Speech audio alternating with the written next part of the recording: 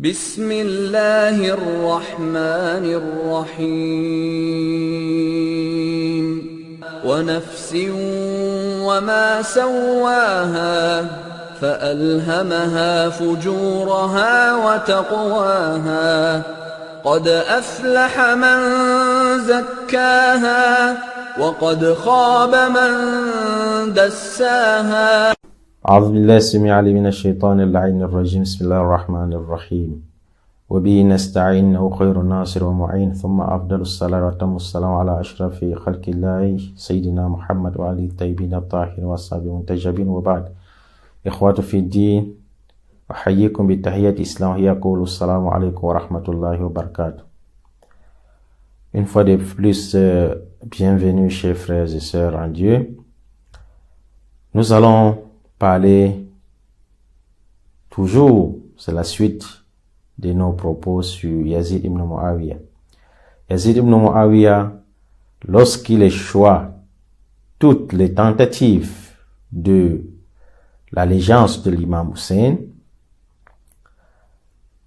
et en sachant que l'imam Hussein a quitté Médine,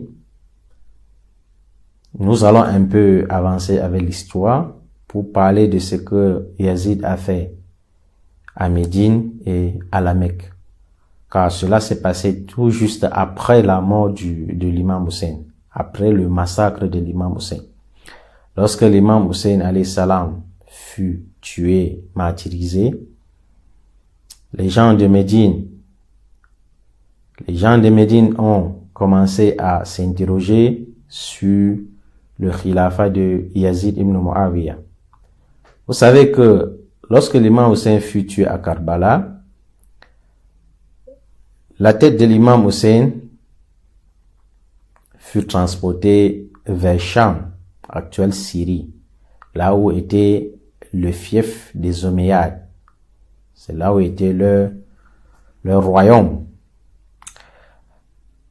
Et bien entendu, les femmes et les enfants de la famille du prophète ont été captivés et amenés à Cham avec des chaînes à la main, également aux pieds. Lorsque ces nobles familles sont arrivées à Cham, après ce qui s'était passé dans le palais de Yazid, Yazid a maintenant, après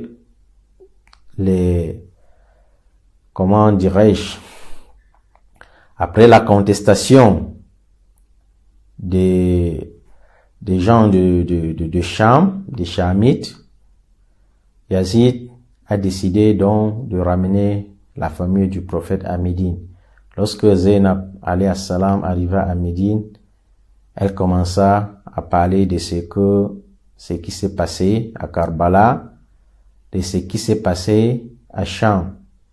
Elle a commencé à parler de la vie que mène Yazid. Yazid boit de l'alcool, Yazid joue avec des singes.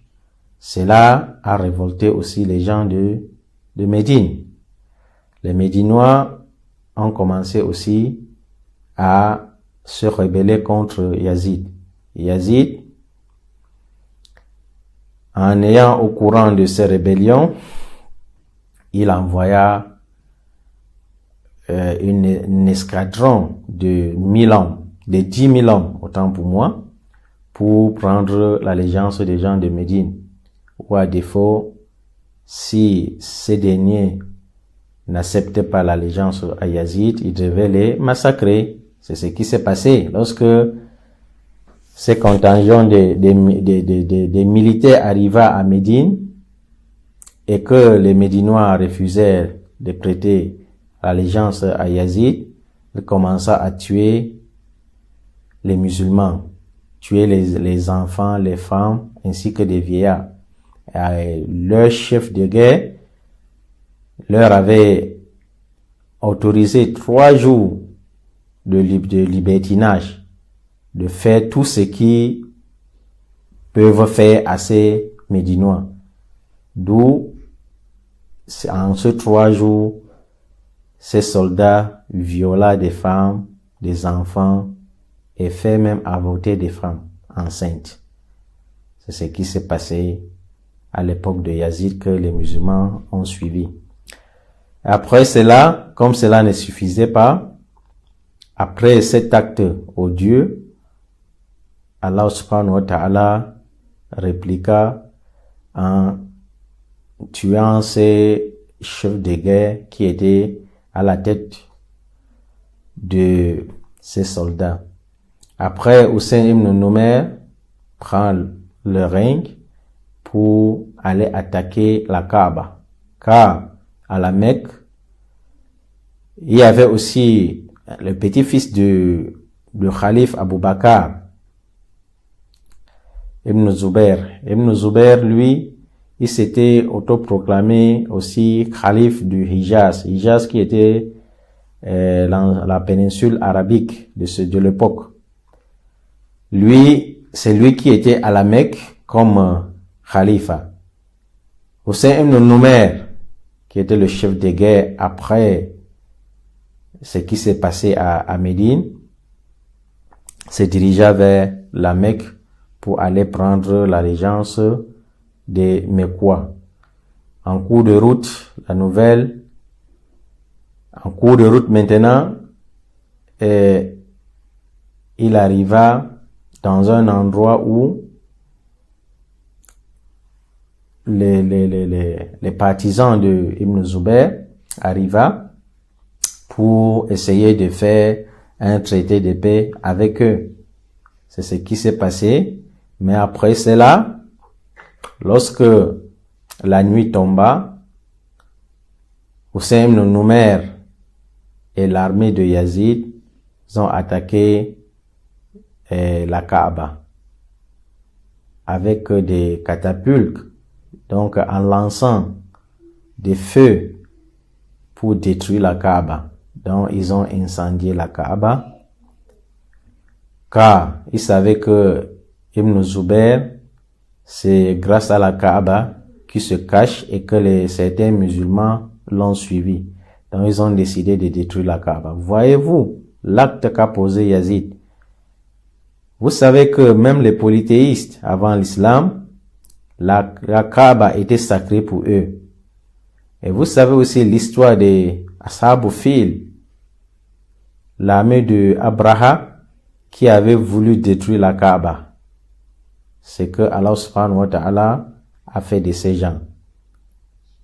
Donc, tout juste après ce qui s'était passé à Médine, Allah subhanahu wa ta'ala a tué le chef de guerre qui était en place, et tout juste avant aussi, Allah a aussi mis fin à la vie de Yazid.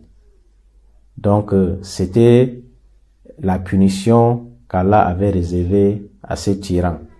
Donc, c'était un peu l'histoire sur la personnalité de Yazid, c'est les actes odieux qu'il a commis. Ça, c'était des grands titres, car il y en a plein d'autres. Sur ce, je vous laisse, chers frères, à méditer et à savoir quelle direction prendre, quel islam pratiquer, derrière qui pratiquer son islam. Le prophète, sallallahu alayhi wa sallam, nous a prévenu que après lui, il y aura des divisions, il y aura des divergences. Il y aura des divergences. Et il a dit au sujet de l'imam Hussein, Inna Hussein misbah al-huda wa safinatun najah. Imam Hussein alayhi salam, c'est lampe de la guidance et sur le navire de sauvetage. Pourquoi laisser lampe de la guidance? Sans entrer dans les détails, je vous laisse à réfléchir et à méditer sur vos sorts concernant l'islam que nous pratiquons. Wassalamu alaikum wa rahmatullahi wa barakatuh.